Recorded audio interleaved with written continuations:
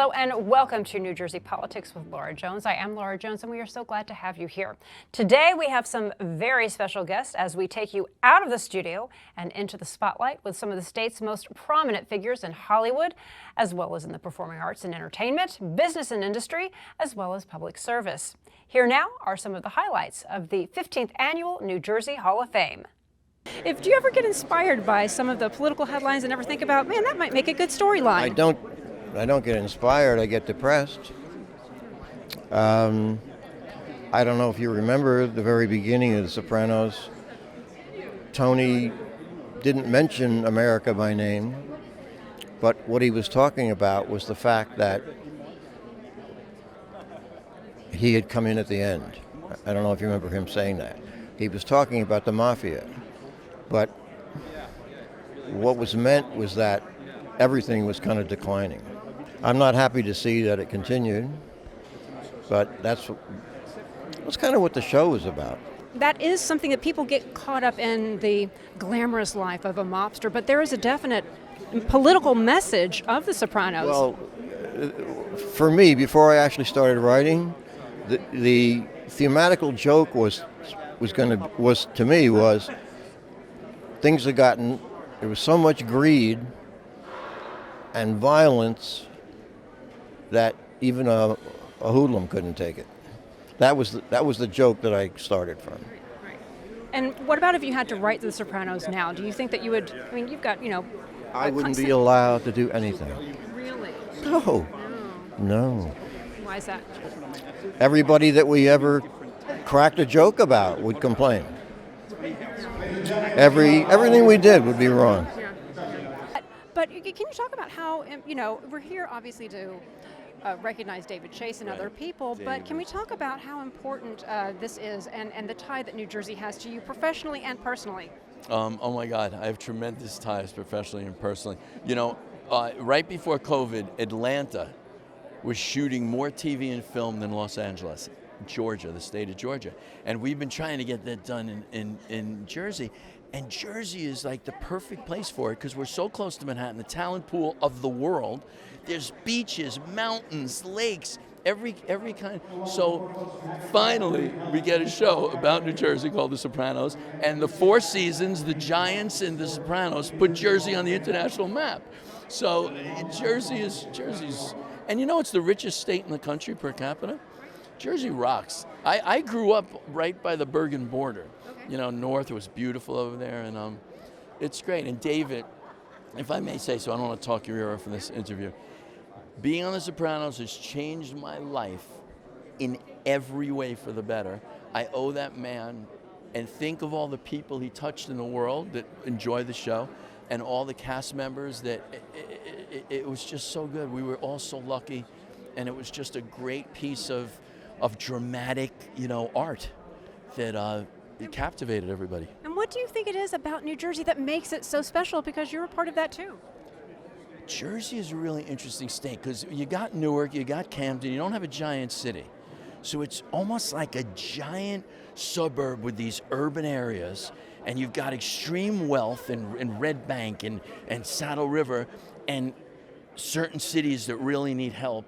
There's every cross-section in the state. You got the ocean, like I was saying, and it's just outside two major cities, Philadelphia and New York. So it's a uniquely situated place, and which makes a uniquely situated situation politically, economically, and socially.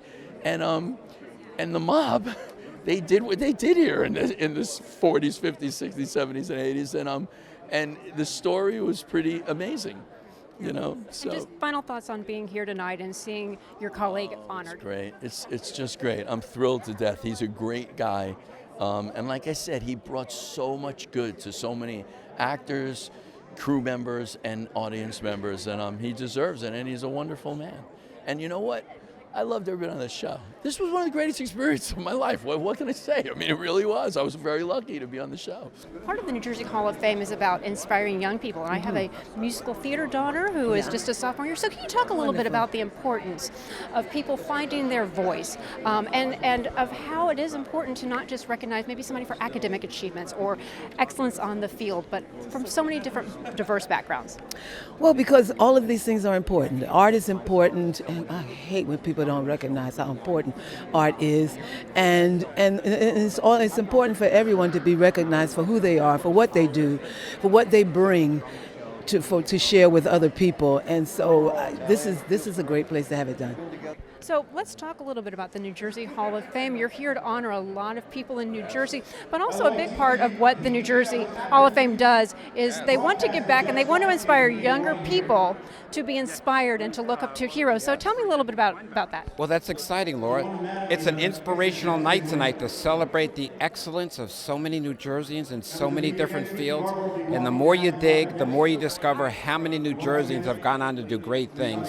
So every young person should know they have a very high bar to meet, that people before them have done great things, and we know that they can do it as well. And it's such an exciting evening to hear all the exciting things people have done with their lives. And there's so many different areas, whether it's entertainment, the sports, whether it's a former governor, just so many people from so many different backgrounds. I don't think there's anything missing. Yes. No, my favorite, of course, is public service, and those who are in public service have made outstanding contributions to our community. I don't think anything's missing either, except for everybody to recognize how many New Jerseyans from so many different backgrounds have done so many great things for this country, and we should all be proud of that and really celebrate all that diversity and all that excellence.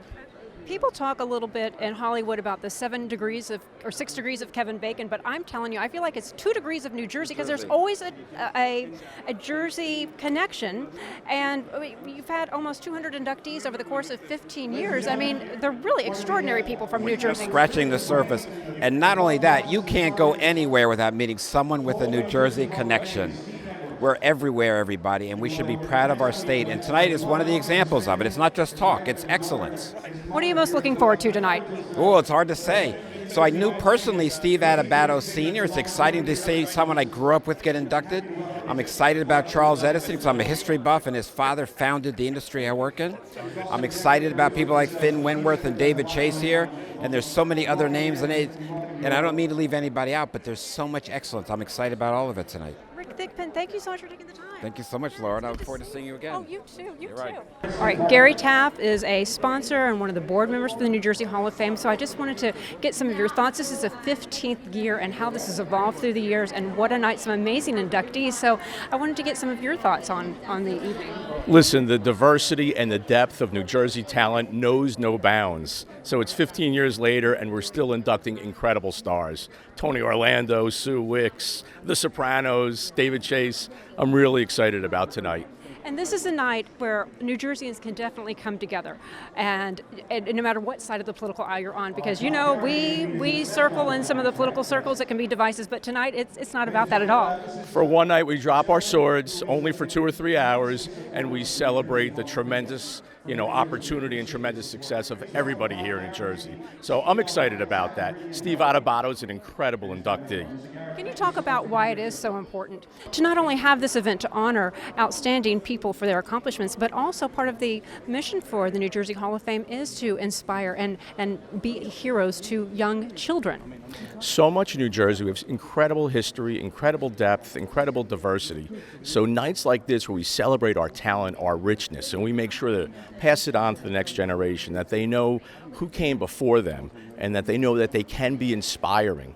Each and every one of us takes a different path, but we can all achieve a different level of success. So I'm so proud to be a part of it. And Jersey Strong, it's so much about tonight. It's a Jersey thing. Gary Taft, thank you so much. It's a pleasure to be with you, and thank you for having me. Thank you. So, Angela Genova, I wasn't necessarily expecting to see you, but what a pleasant surprise. Tell me a little bit about your night. Surprise. Well, tonight's a great night for the Hall of Fame.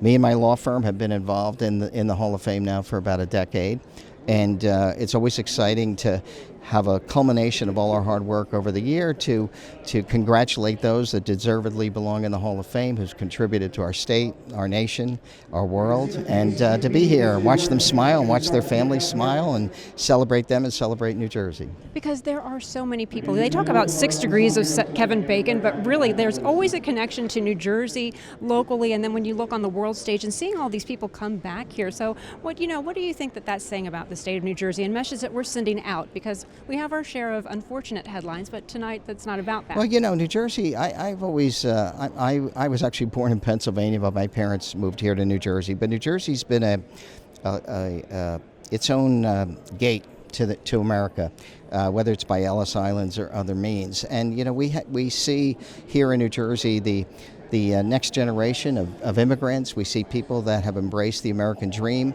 And I think that has fueled the success that we see in those that we honor tonight. There's a story and a narrative behind every person that is celebrated this evening, and that is as much a New Jersey story as it is their story. So I'm excited to hear those stories. I hope your listeners and your watchers are excited to hear that story, and they're in for a really great night tonight, Laura. Why it's so important that your philanthropy, that you are giving back so much to the state of New Jersey. You're a very successful businessman, and giving back is a very important part of what you do. So I grew up very poor and worked very hard, unfortunately, done very well in life.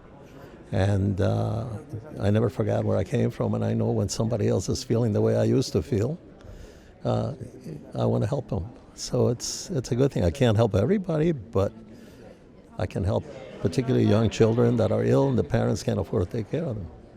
And that's what the New Jersey Hall of Fame seeks to do. It's not just about this event, but they want to give young people, our school students, somebody to look up to. So how does it make you feel that you're being recognized and inducted into the New Jersey Hall of Fame? It's very honored. I'm very excited.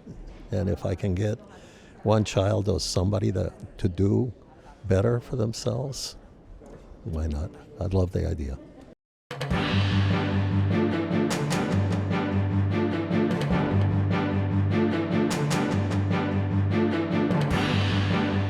David Smith is the first vice president of the board of directors at the New Jersey Hall of Fame, and he co-produced the 15th annual induction ceremony at the New Jersey Performing Arts Center in Newark late in October. He's also the vice chairman of the New Jersey Motion Picture and Television Commission. David Smith, welcome to the show. It's good to see you.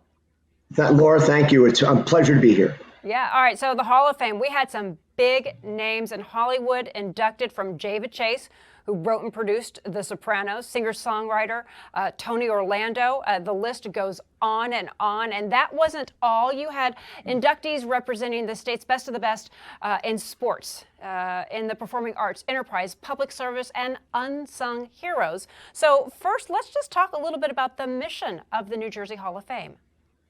Sure. 20 years ago, this year, the Hall of Fame legislation was signed into law, and its history is pretty interesting. Steve Edwards, who's the president of the New Jersey Hall of Fame, was a client and friend of mine, and said, you know what, New Jersey doesn't have a Hall of Fame. California has a Hall of Fame. Other states have a Hall of Fame. New Jersey doesn't have one. So being a lobbyist by profession, was able to get legislation introduced, move through the process, and 20 years ago, the New Jersey had its New Jersey Hall of Fame created, and it's had some iterations, but we are going strong now. You know, as a reporter, whenever there's a big headline, there always seems to be a connection to New Jersey. They talk about the 6 degrees of Kevin Bacon. I think it's 2 degrees of New Jersey, because we have incredible talent from New Jersey. And again, it's across so many different spectrums.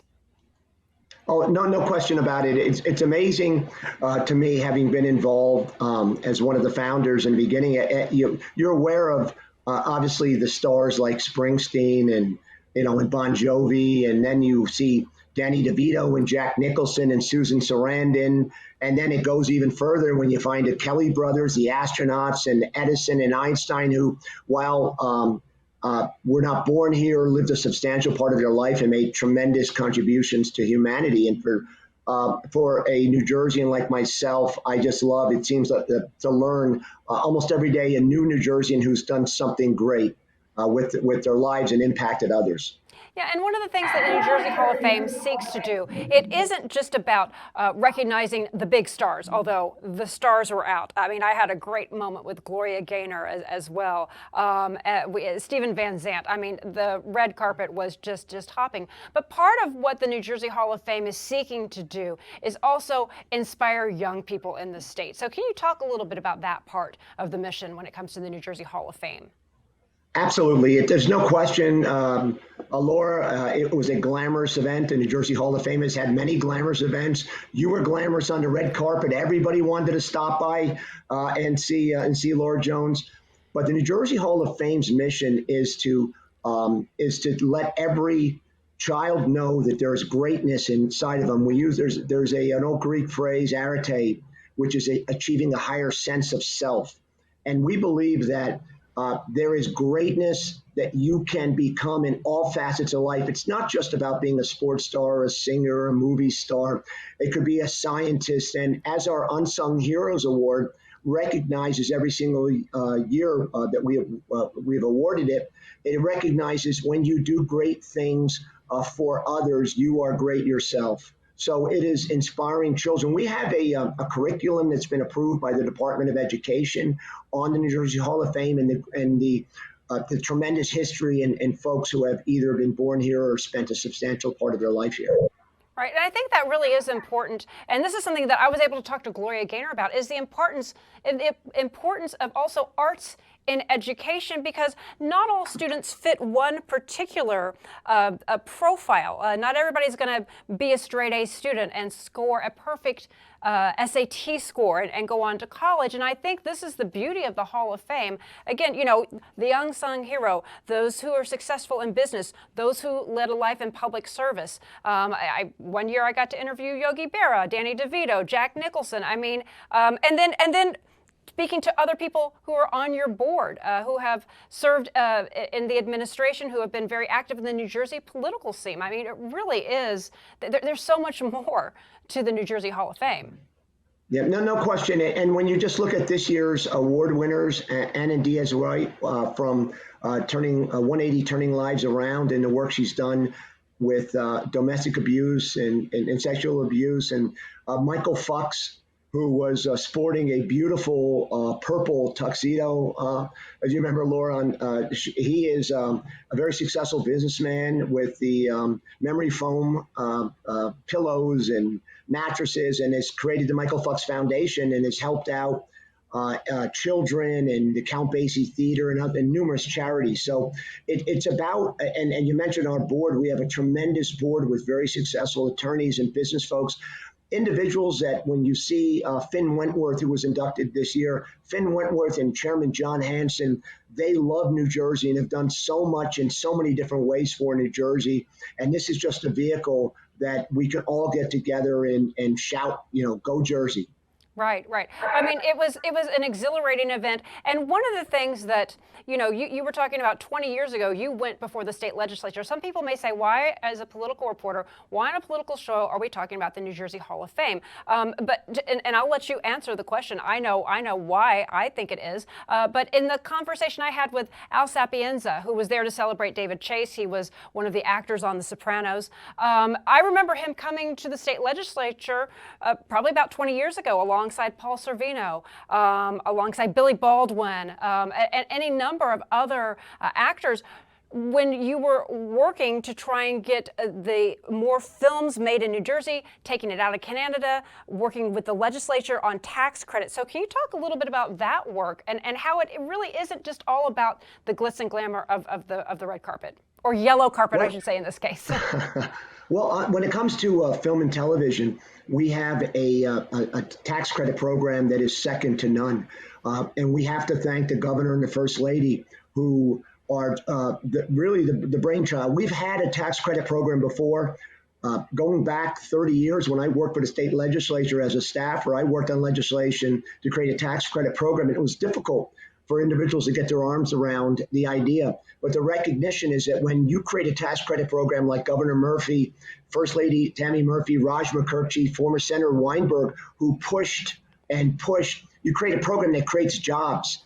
This is not a giveaway to Hollywood. When you look at the net economic benefit, real jobs are created. And now the governor took it one step further when he, along with Tim Sullivan and the EDA, said, you know what, we need to get more bricks and mortar studios. So we have a major studio going up in Bayonne, 1888 Studios. We have Cinelise in Jersey City. We have Lionsgate in Newark. We have a brand new studio on the pier in Atlantic City. What do studio jobs do? They create permanent jobs where individuals who live in New Jersey don't have to pay the bridge tolls to go work in New York City or in New York State. They can stay here in the Garden State, and we can keep that tax revenue and get the economic benefits from it. Well, in addition to the studios, when you just look at the layout of New Jersey, from our shores to the mountains to our gardens, I mean, we have a little bit of everything here in New Jersey. We have 4 seasons, so there's a lot to offer. And where we're located in between New York and Philadelphia, extraordinary talent where you don't have to, like you said, fly in or, go to Canada or go to Georgia, go to other states. There's so much right here in New Jersey that the state has to offer outside of some of the new studios being built. Yeah, no, it is exciting. We have, and what everybody says, I hear from across the country, is we have the best news reporters and hosts in the country. So we have that for us. Our landscapes are amazing. We also have, and this is something I say with tremendous pride, our film commission, New Jersey Motion Picture and Television Commission staff, we were voted the best film commission staff in the country, and we're up for best in the world last year at the World Locations Expo. Producers and location scouts know you come to New Jersey, we want you to film here. We want to work with you. We even have a New Jersey Film Ready program for your municipalities. I've spoken a couple of times before our seminars. We have probably close to 100 of our 565 municipalities that have shown interest and have started the program to get film certified, which says to a production company, if you come to my town, I'm going to work with you within reason, right? Because it's important that individuals are protected and you don't have loud noise at all hours. But it shows that we want the tax revenues and we want the work that's going to our local hardware store, or to the local caterer, and all the good work and all the good benefits that come with shooting TVs and movies and commercials and industrials in the state. Yeah, I mean, that domino effect is extraordinary. That was a very nice shout out for the reporters too. And might I add, then the future, because I've got a daughter who's a musical theater, so I'm just saying, there could be future Hall of Famer there. Shameless plug there. 2023, the New Jersey Hall of Fame is wrapped up, but I'm sure you're already looking to 2024. So is there anything that you're taking a little bit of a break or already working on that project? What's going on for 2024? Well, you know what? There's so many exciting projects going on, but the most important and the most exciting is the Entertainment and Learning Center at the American Dream up next to MetLife. We have a 10,000 square foot entertainment and learning center which is being built and will open up within 6 months. We're looking at the second quarter of 2024. It is going to be absolutely amazing. You'll be able to get on stage and sing with Springsteen or Bon Jovi, Gloria Gaynor. You can also ride the Model T. You can hop on with astronaut Buzz Aldrin and go on a spaceship up to the moon. There's so many different fun ways to celebrate New Jersey and also learn about all the tremendous individuals that have been inducted in New Jersey Hall of Fame. We even had, for instance, last year we had the Medal of Honor winners as our unsung heroes, including John Basilone from Raritan and many others. We've had 9/11 survivors, as well as those that have perished, first responders. We care about everyone, and we want to have that message. And I think that the Entertainment and Learning Center will be visited by school children and adults and have a great time while learning about the amazing history of New Jersey and its citizens, and the potential that everybody has inside to be great in one way or another. Yeah, it's sliding that education in there. They don't even realize it, and it definitely inspires and excites, and and you never know who might be inspired, and that's the beauty of it. Yeah, every child has a gift, and being able to come and interact and to see what other people and to hear their backstories, it really is exciting. Final thoughts. Did you have a favorite moment or anything in particular that you loved about this particular last show of 2023? You know, we have a group of 50 liaisons that volunteer. They're a part of the team, and each one I'll assign. And again, Steve Edwards is the executive producer, and I'm the co-producer, so we have different responsibilities. But what I personally loved, my favorite moment was at the very end of the night. I looked over and my wife, who was volunteering as a liaison for Danny DeVito, and my son Tyler and my son Shane, who were with David Chase and with Steven Van Zandt.